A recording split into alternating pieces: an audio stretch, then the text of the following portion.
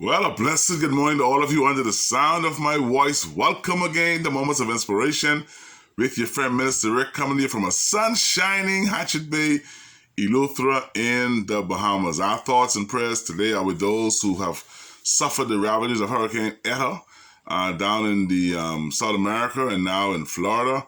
And it is our prayer that God protect you, guide you, and keep you, and that He bring deliverance to you. Thank God for another day. Hey, and today, all week we've been talking about leadership. Who is a leader? What is a leader? How is a leader defined?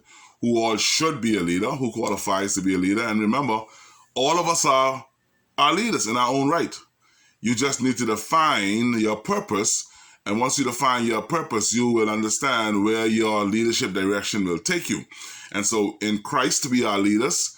In the community, we are leaders. And before the week is out, I'm going to talk about community leaders and the weakness we have in the community, the weakness we have in our country in terms of people rising up to lead in their respective areas. I'm going to talk about some areas that I lead before the week is out. And today, I want to talk about a very important part of leadership, which is listening. Listening like a leader. It's so important that we listen as a leader, that we listen to people. Not so much that we do what they tell us to do. Not so much that we our lives be directed by what they say. But as a leader and as their leader, as a father in the house, you should listen to your children. As the prime minister of a country, you should listen to your nation. As the pastor of a church, you should listen to your congregation. And so on and so on and so on. As a husband, you should listen to your wife. And so listening is very important. You see, you can't lead anything without listening to the people around you.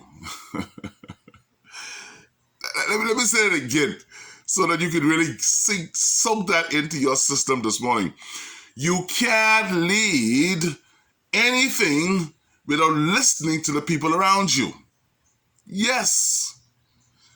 Really listening. Not just pretending to listen.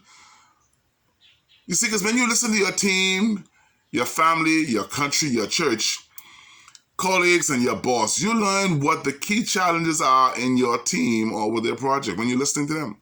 Most importantly, you'll show people that you care by listening because you take time to hear their point of view. Some people say, I want to hear what you got to say. That's not good as a leader. As a leader, you should listen. Now, if the person communicating to you isn't in line of what your plans are, then you need to discuss a different format with them. But as a leader, you have to listen. When you take time to listen rather than just waiting for your turn to speak, you'll understand more about how people are feeling. Yes, when you listen to people, you can know how they feel. How will you know how people are feeling if you're not listening to them? How will you know how people are feeling if you're not communicating with them? What kind of leader are you if you are a husband, a father, a prime minister, a local government leader, a pastor of a church, and you're not listening to your people, you're not communicating with your people? You are not a good leader. You will also learn what actions you can take to improve the situation. If you listen to what people are saying, you're able to give them better advice. Yes, you're able to give them better solutions if you are listening. But if you're not listening, then you can't help them. Make sure you eliminate distractions when you're listening and put away your electronic devices. People, you're talking to somebody and they're on the phone texting. No. You're not listening. I'm talking to you and you're watching what's on the TV. No, you're not listening. I'm talking to you and you're watching the birds fly over. You're watching the cars pass by. You're watching people in the neighborhood. You're not listening. You have to put away distractions. And you know what? As a leader, there are some people who distract us. Yes, there are some people that distract leadership. I'm sure the prime minister has them. I'm sure presidents have them. I'm sure fathers and mothers have them. I'm sure pastors in the church have some people that distract them. We need to put those kind of people aside.